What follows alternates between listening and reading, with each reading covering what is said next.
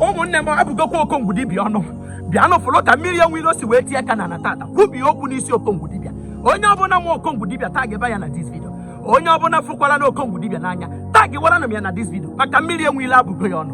O kwuru na ihe Okongwu Dibia kwuru maka ya na onweghị ike ịgwaghara ya. Nna m chọta data na enele m video anụnwa. Ọ bụrụkwa na ịla ikiri Okongwu Dibia ma ọ bụ ịmụ onye ọwụ tag ya na this video.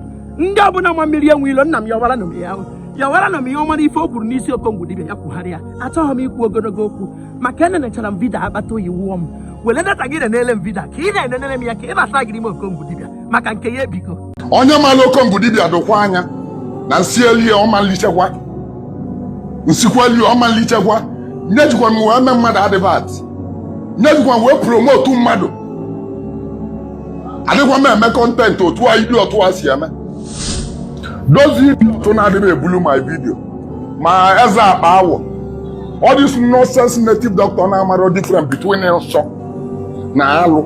Kedu nke anụnwa agadi nwoke anụnwa na-eme bụ content creator na Enugu steeti kedu afọ ya Okongwu Dibia na-adịba Okongwu Dibia mfu video mụ na page gị again. If I see my video on your page again with evil agenda ebe promote that idiot you promote I will deal with you. Onye ọbụla chiala Okongwu Dibia this video Okongwu Dibia mfu my video on your page again nalụga aka mgba na ichego m aka mgba anụgo m ihe niile ị na-asịtọ n'ọnụ. That idiot ị na-promote agadi nwoke na-amara different between alụ na nsọ. Mụnwa bụ obele nwa dị ka m na-akụziri alụ na nsọ. Obele nwa dị ka m na-akụziri agadi nwoke ahụ alụ na nsọ. Okongwu Dibia mfu video mụ na page gị again mfu video mụ na page gị again na-abụrụ na ị na-promote tradition no ka ịbịa ka ị castigate m onye nwa ewe onye nwa asịo onye nwa asịkwa Mmiri Enweilo osio mfia na page gị again mmegi ihe mmemme gị ya mmegi ihe mmemme gị maka olugo mgbe m ewepụtara unu anya agbago m ụnụ nkete too much ibe bụ last warning m na-echi gị Okongwu Dibia ọ whatever thing na ịkpọrọ onwe gị ị na-promote agadi nwoke lesisiri ike na-amara ibe bụ alụ na nsọ otu asị old as he is n'onye ka o ji enwe m iwe papa mmadụ ụmụaka anụnwa ndị jezi bata na social media na-akọgheli owe m iwe too much na agadi nwoke dị otu a ama ihe bụ alụ na nsọ as old as he is.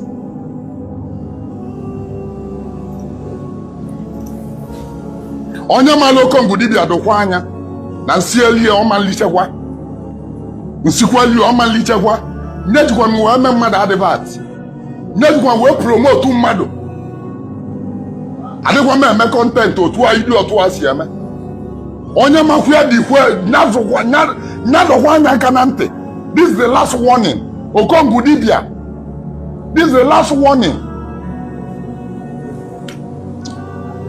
Agadi nwoke dị otu a ka ihe mụta n'aka onye ndị okenye ahụ nọ na tradition kwesị ịkụziri anyị ihe bụ tradition amara ibe bụ alụ na nsọ. You can imagine nwoke a na-achụ 80 years amara ihe bụ alụ na nsọ.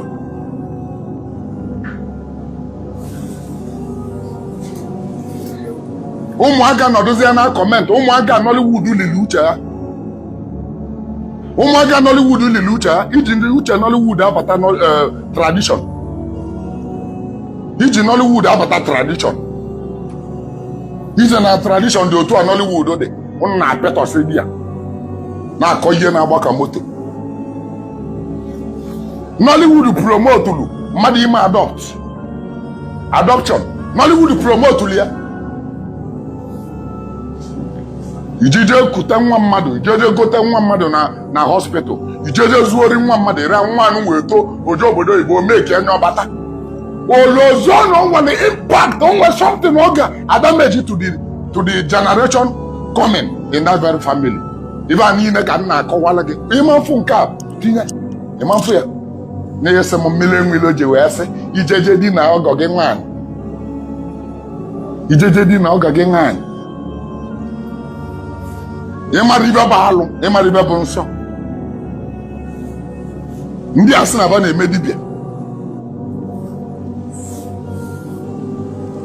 ị mara ife bụ alụ na nsọ.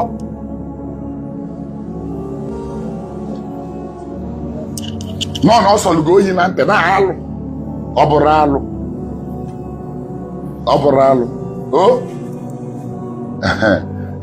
nta gị mma gị bịakwuo nta nne gị ịghọtago ntacha gị ebe bịa nta gị ntacha gị nne gị bịakwuo nta anya na ọ bụrụ alụ for the fact na ọ na-esoro na my lineage na my spiritual lineage jee jụọ okenye ka ọ kọwaa alụ gị ka ị mara ihe bụ alụ na nsọ ka ọ bụ nsọ gị ada akpụli ya alụ nkọwachi anya ụfọdụ ị na-efegharị vidio niile so na-afụcha peji m